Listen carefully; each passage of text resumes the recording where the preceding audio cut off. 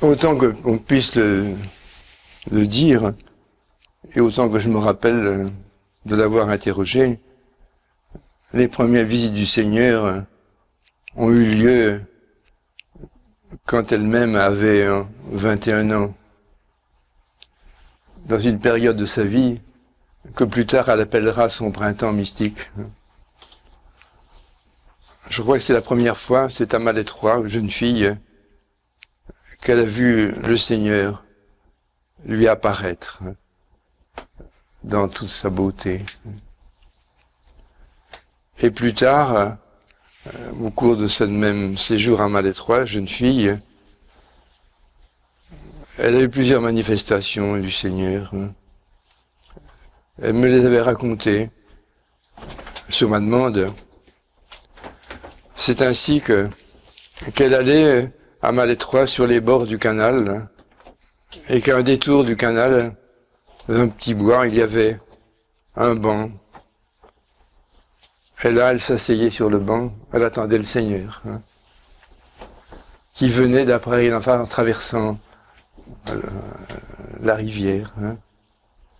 Et il s'asseyait près d'elle, et il l'instruisait. D'autres fois, à l'entrée d'un chemin qui longe la rivière de l'Oust, le Seigneur l'attendait à l'entrée du chemin. C'était vraiment des colloques impossibles à restituer. Elle avait beaucoup plus appris par le Seigneur que dans les livres.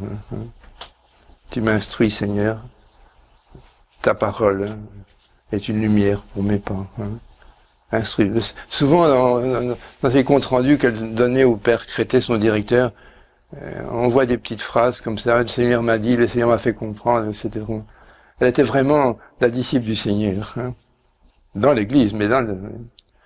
Et d'autres fois, je crois vous l'avoir dit, le soir, quand elle se rendait à la chapelle, le monastère étant endormi, le Seigneur quelquefois l'attendait pour une conversation nocturne.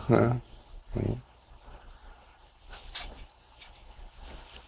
Ah, ça doit être terrible. J'essayais d'imaginer ce que c'est quand on a vu le Seigneur, on ne peut le voir. Parce que, à ce propos-là, m'avait dit, tu sais, quelquefois, le plein midi de la terre me semble ténèbres, par comparaison, avec ce sentiment que la vraie vie est de ce côté-là, et que la vie sur la terre n'est qu'une vie de passage, qu'une épreuve temporaire, que la vraie vie est ailleurs.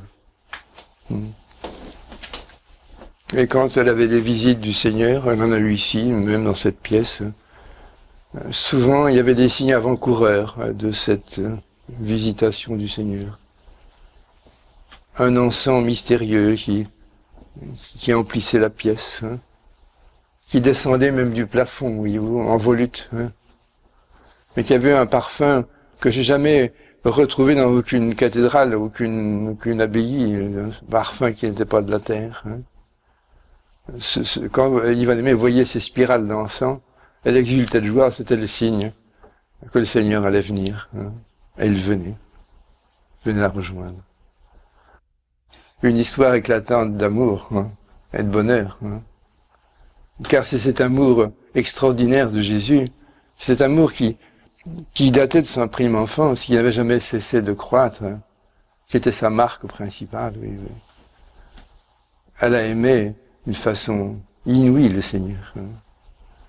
Je crois on peut dire qu'elle lui a jamais rien refusé. Et en revanche, lui-même lui refusait rien. C'est vraiment un échange. On comprend mieux le cantique des cantiques.